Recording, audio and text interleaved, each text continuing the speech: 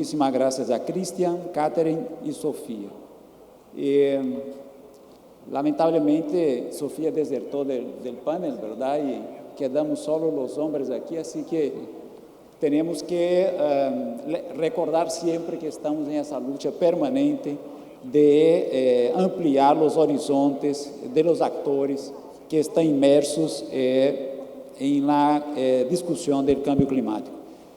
Tenemos entre nosotros ahora la misión de complementar el aporte hecho por los charlistas y en ese sentido agradezco a ustedes que consideremos de manera introductoria que efectivamente estamos frente al mayor reto de la humanidad con el cambio climático.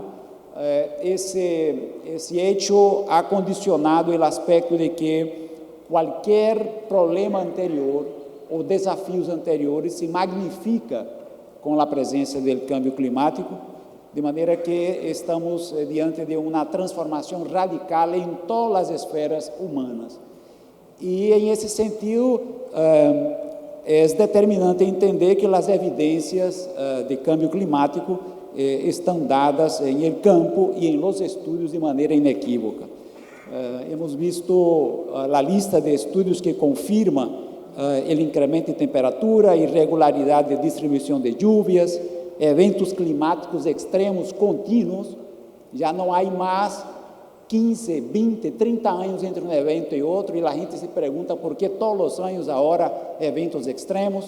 Então, essa realidade é uma realidade muito forte, muito intensa, e de maneira direta em los cafetales impacta em la fisiologia del cultivo, irregularidad en la floración, incremento de plagas y enfermedad. Tuvimos el primero COVID, que fue el COVID de los cafetales con la roya del 2012-2013, y nos damos cuenta con la colaboración de todos los colegas de los institutos de café, con la compañía del profesor Sambolin y tantos otros que estuvieron aportando en los últimos años, y nos damos cuenta de que las dos razas previas ya no estaban solas y hoy la lista supera más de 18 nuevas razas de roya. Por lo tanto, es el COVID de los cafetales. Entonces, en ese sentido, estamos preguntándonos, luego de tantas evidencias y de varias cumbres, por qué en marzo del 2019 la Asamblea de las Naciones Unidas decreta el decenio de la regeneración de los ecosistemas. Esa declaratoria del 2019 marca el enfoque de la cumbre y hemos visto a Vanusia referirse a una agricultura regenerativa, una agroforestería regenerativa, y eso se va encadenando. Por lo tanto, estamos ahora diante de conceptos que se complementam a lo que estamos já manejando. Promecafé chamou a atenção ao cambio climático em 2007. A OIC já havia advertido sobre o cambio climático porque já havia aceptado as evidências científicas. ¿Qué hemos hecho del 2007 para acá? ¿A dónde estamos? E outra pergunta que deveríamos estar contestando cada um de nós, países, governos, instituições, fincas, empresas, universidades, ¿por que tardamos tanto frente a uma urgência tão inequívoca e tão dramática? Essa resposta temos que dar cada um de nós. Por supuesto, se seguimos lentos, habrá uma seleção natural. E, por supuesto, seguirá en la actividad los que efectivamente van adotando las medidas más rápidas posibles. Lamentablemente, já não podemos esperar 20, 30 anos para aprender.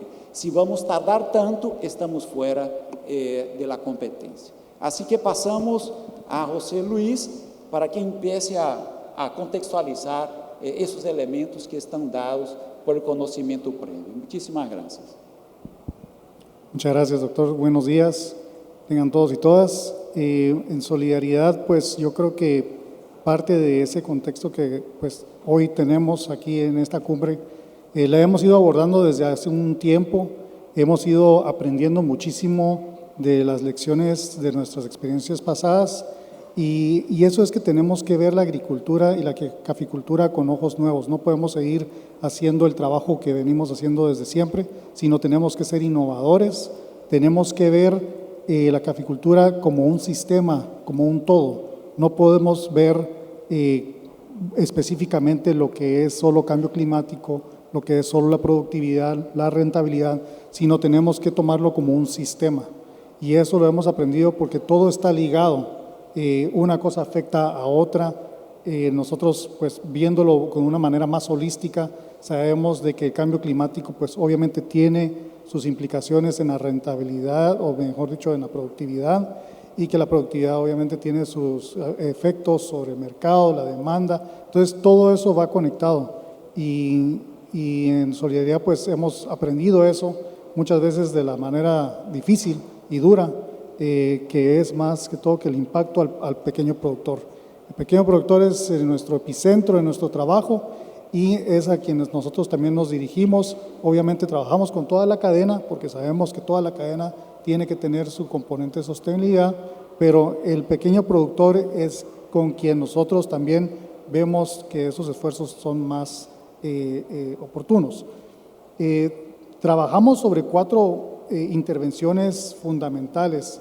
Es las buenas prácticas agrícolas, también fomentamos lo que es los ecosistemas de negocios favorables, ambientes políticos propicios y también la adopción del mercado de estos productos sostenibles.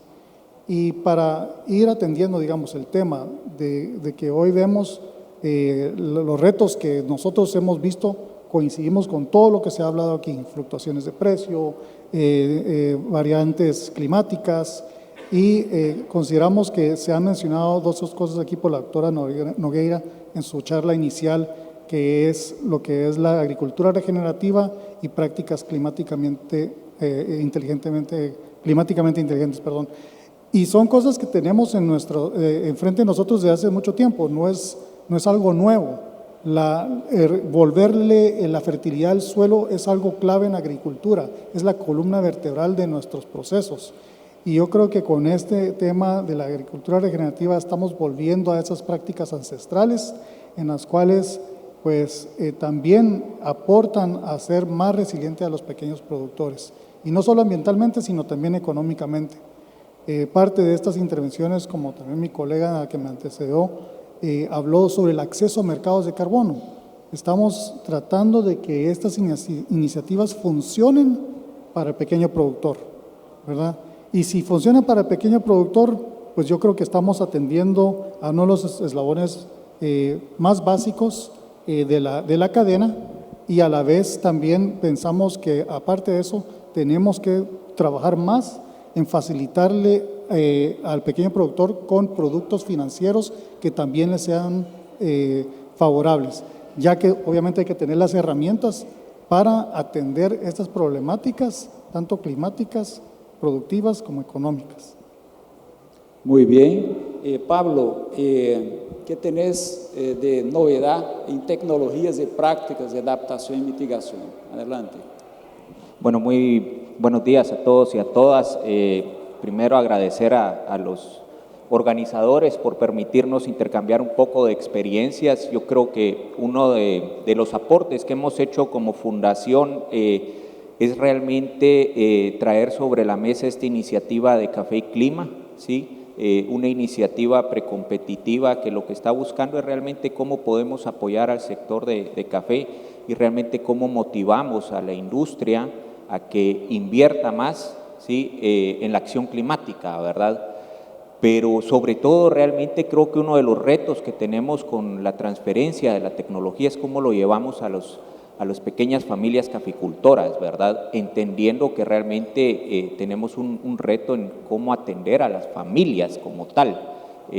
Tenemos que crear estrategias diferenciadas en cómo le damos servicios a los jóvenes y a las mujeres, porque básicamente no aprenden igual, ¿verdad? Porque también no tenemos los mismos riesgos climáticos, son muy distintos en cada una de las zonas, en cada uno de los países, ¿verdad? Y eso nos ha llevado a tener que contribuir con diferentes plataformas. Por ejemplo, Cristian mostraba Aclimatar. Aclimatar creo que es una herramienta excelente que tenemos que usar más como sector de café para tomar mejores decisiones, ¿verdad? Realmente ojalá que después de esta cumbre se dispare nuevamente las consultas a Aclimatar, porque ahí hay escenarios de vulnerabilidad para Mesoamérica que son muy útiles y que tienen que escalarse hacia otras regiones, ¿verdad? Porque ya están acá, pero tenemos que crear esos escenarios para otros territorios, ¿verdad? Hemos apoyado también a Promecafé a poder crear estos espacios como el aula virtual, ¿verdad? Promecafé actualmente está creando esta aula virtual para facilitar ese intercambio de conocimiento, ¿verdad? Y ese es otro espacio que tenemos que como sector de café aprovechar y realmente nosotros como cooperantes fortalecerlo y llevar un mayor conocimiento a nuestros extensionistas, que creo que es otro de los grandes retos que tenemos y ojalá sea uno de los compromisos de esta cumbre, facilitarle más herramientas a los extensionistas para pensar cómo mejoramos ese acceso a la tecnología. Yo creo que ayer mirábamos esos tableros maravillosos y esos tableros, pues si llegamos a aplicar esas consultas en campo, si la tecnología nos ayuda en campo, realmente podremos focalizar mejor nuestra asistencia técnica, nuestra identificación de plagas y enfermedades, ¿verdad? Tenemos que realmente llevar la tecnología también hacia nuestros extensionistas y obviamente a las familias productoras.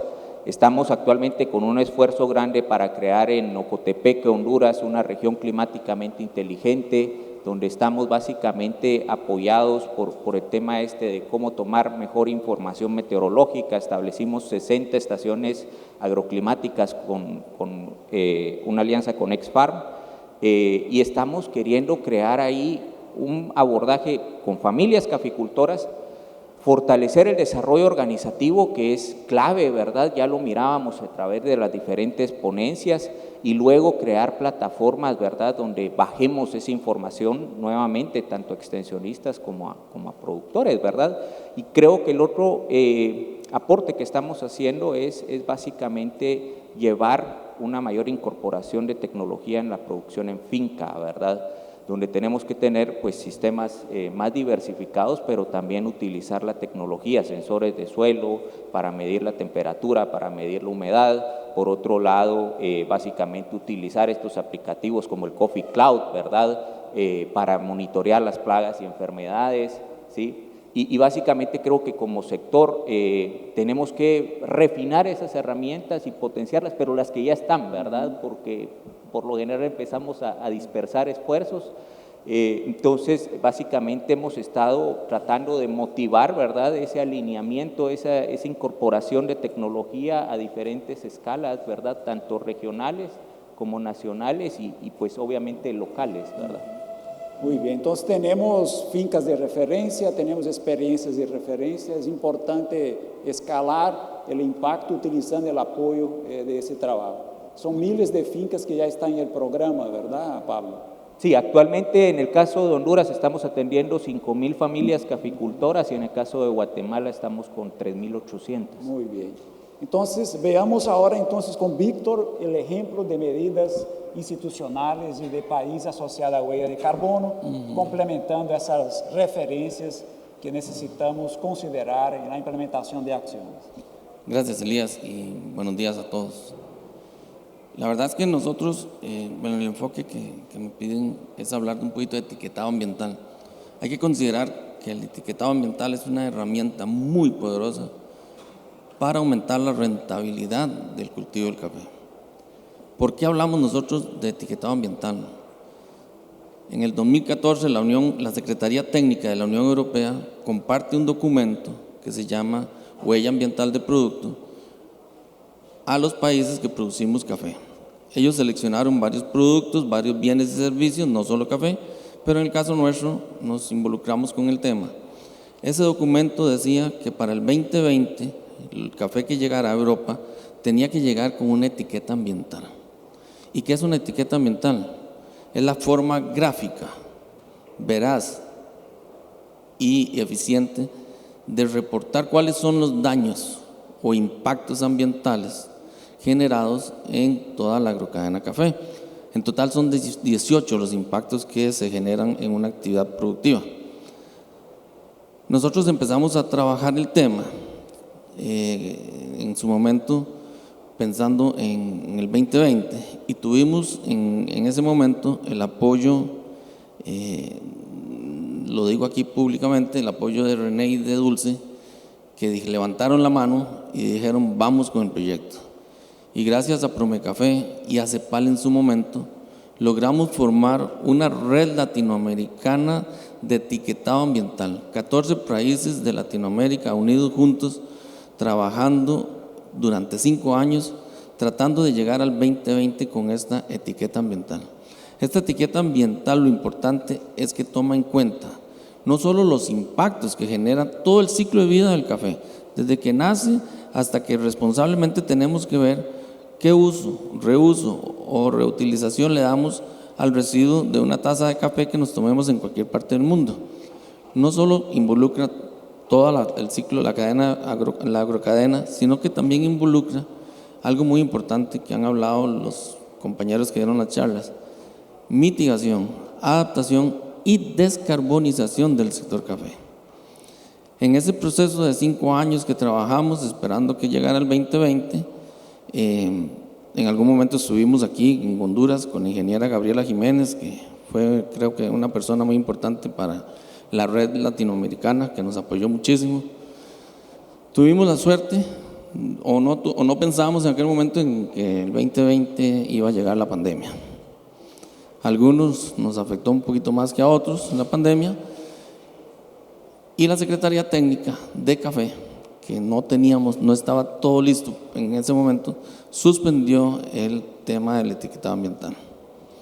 Nosotros en Costa Rica recibimos la indicación de nuestra directora ejecutiva de seguir con el tema y continuamos con el tema. En Costa Rica hoy en día logramos que por decreto de la presidencia exista un programa nacional de etiquetado ambiental. Y en este momento Costa Rica no solo tiene etiqueta ambiental de café, tiene una etiqueta ambiental de piña, productos de panadería, agua embotellada y algo más, y una lista enorme de más productos que están esperando esa etiqueta ambiental. Recuerden, es una declaración ambiental del producto. Nosotros hace exactamente 10 días, en la cumbre de Egipto, el gobierno de la República, representado por el señor ministro de Ambiente y el señor viceministro de Agricultura y Ganadería, adquirimos un compromiso con el mundo para que el 2025 todos los productos exportados de Costa Rica, agroindustriales, lleven un sello. Este sello tiene 3 pilares: etiquetado ambiental, paisajismo y cero deforestación. Y esto buscando un sector sostenible, pero sobre todo resiliente al cambio climático. Gracias, don Elías. Muchísimas gracias. Entonces, estamos viendo que hay respuestas, hay reacción y esperaríamos que eso se intensifique. Y estamos viendo empresas grandes que ya tuvieron la respuesta del mercado de que deben incursionar en acciones concretas.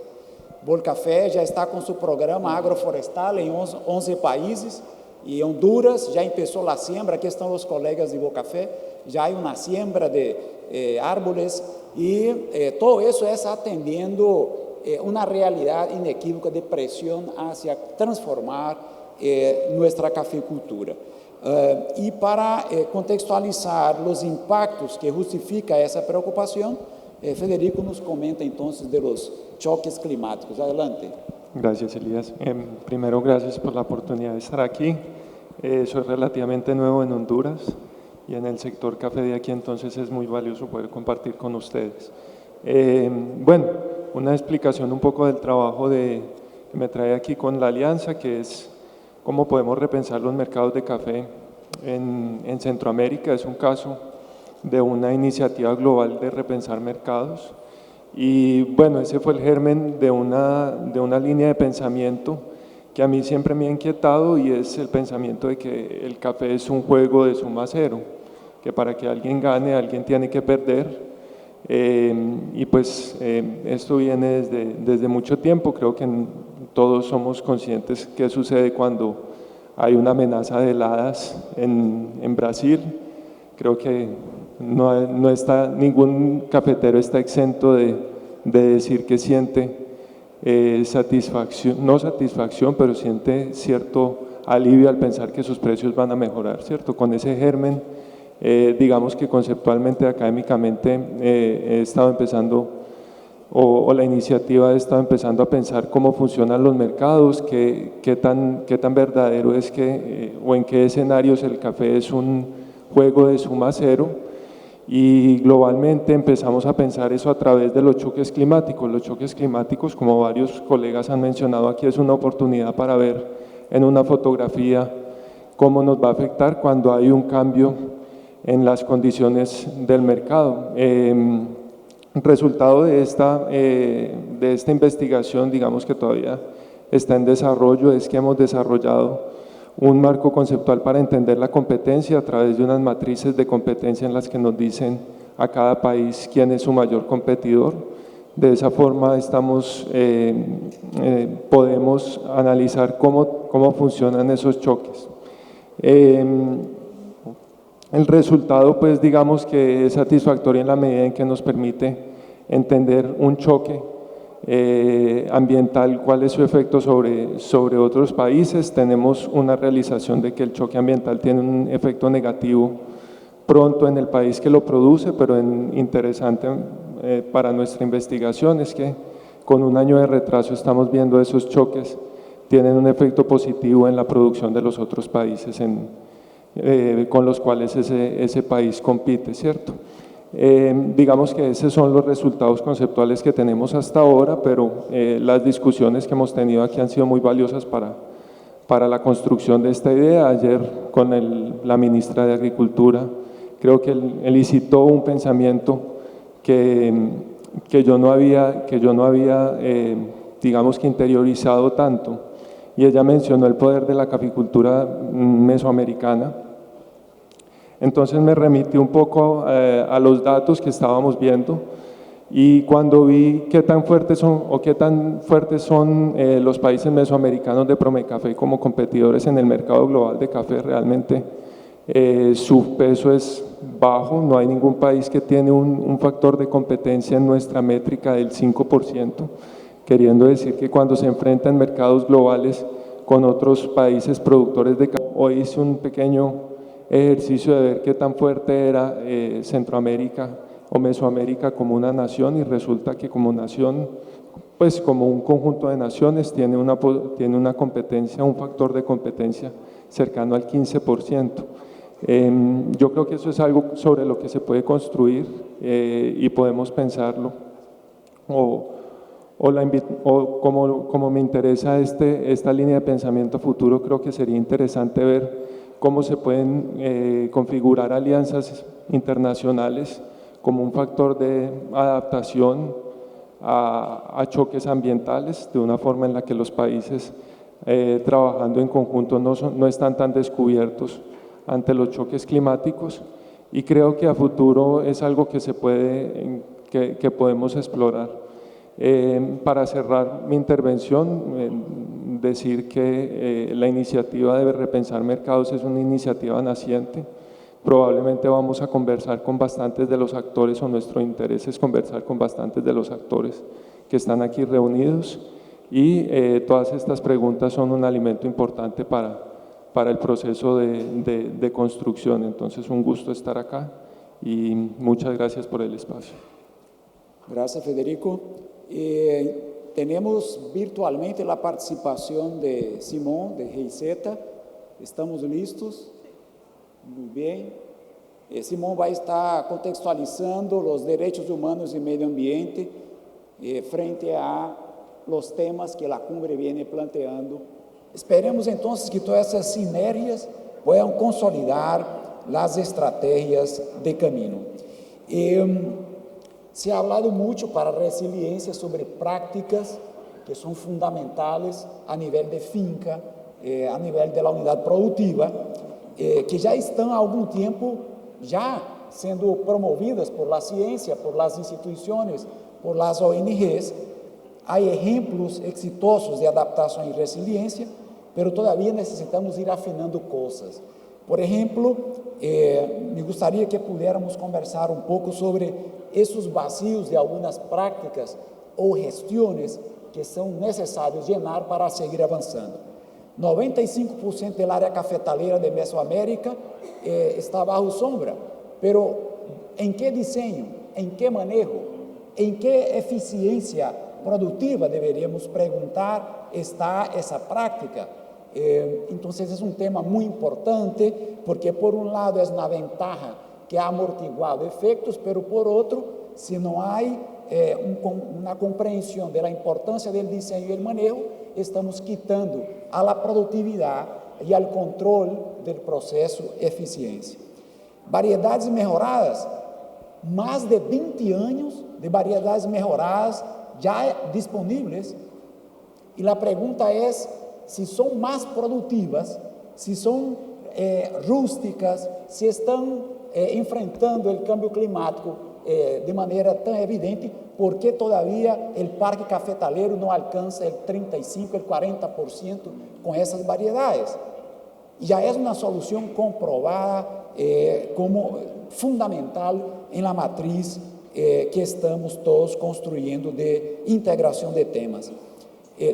Entonces, en ese sentido, quisiera que ustedes pudieran complementar sobre vacíos de las prácticas que estamos promoviendo y que deben ser consideradas. Empecemos con José Luis. Sí. Bueno, yo creo que hay mucho que usted mencionó sobre el por qué no avanzamos y contamos con las herramientas y con las prácticas actualmente, las capacidades. Yo creo que tiene mucho que ver también con adopción. La cultura de adopción, muchas veces se manejan cultivos de manera tradicional y falta romper ese paradigma del cambio, ¿verdad? De que los cambios tienen que ser buenos, lo que tradicionalmente se hacía funciona o funcionaba en su momento, pero ahora con todos estos cambios climáticos y de mercado, creo que debemos de ir fomentando más en cuanto a la adopción de esas prácticas y fomentar más lo que es la gestión del cambio.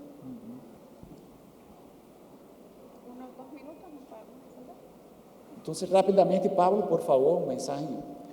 Sí, yo creo que un tema importante es cómo promovemos más incentivos, ¿verdad? Porque al final de cuentas yo creo que el ejemplo que daba Sofía de Acorn puede ser un modelo que ayude a que los agricultores vean realmente otros beneficios de tener la sombra. Sin lugar a duda, creo que con estos efectos que estamos viendo del cambio climático, ahí hay un incentivo grande también, porque la sombra está ayudando realmente a mermar esos eventos que podrían ser más extremos, ¿verdad? Entonces, yo creo que Acorn puede ser un mecanismo que ayude a promover más, ¿verdad?, el uso de sistemas agroforestales. Y bueno, el mismo tema de los efectos del clima. Hay el reto también de identificar qué especies se adaptan mejor a los diferentes microclimas, porque pues hasta eso ha cambiado, ¿verdad? Sí, bueno, con base en lo que habla José Luis y Pablo, sería importante buscar e identificar el incentivo que generaría para el sector café, en este caso, el lograr la certificación del etiquetado ambiental. En realidad, de los 14 países, muchos quedaron cerquita, a un pasito tal vez de completar el proceso. Sería que volvamos a hacer un esfuerzo, como lo hicimos en el 2014 hasta el 2019, y tal vez retomar otra vez la iniciativa de que es diferente presentar una etiqueta ambiental de 14 países que una etiqueta ambiental de cada país. Entonces, siempre he considerado importante el volver a retomar y con fuerza ir a la Unión Europea con un café identificado de forma veraz, ¿verdad?, con la etiqueta ambiental. Federico. Gracias. Yo creo que mi punto es bastante poco, viniendo de un poco de la admiración por la charla que escuché de la doctora Catherine Tucker. Yo creo que antes de hablar de incentivos, me parece importante entender las racionalidades de los caficultores. Yo creo que esos van a ser la base de crear incentivos adecuados y entender que él es quien tiene su dinero al sol y al agua, entonces él tiene un buen conocimiento. Segundo punto, creo que de la intervención de ella es entender que no hay soluciones de one size fits all, que muchas veces se reduce al trabajo arduo, como lo hacen varias cooperativas, varias asociaciones de productores, de trabajar con cada productor y entender su situación. Y bueno, la pregunta para los que somos, o para los llamados a crear esas políticas, es si estamos a la altura del reto de llevar a cabo ese trabajo arduo e intenso, de entender por qué los caficultores no están haciendo lo que nosotros deseamos que hagan. Muy bien, muchísimas gracias a todos. De esa manera complementamos el aporte a la temática de resiliencia y cambio climático. Está claro el desafío, pero también las oportunidades y alternativas que tenemos adelante. Muchísimas gracias.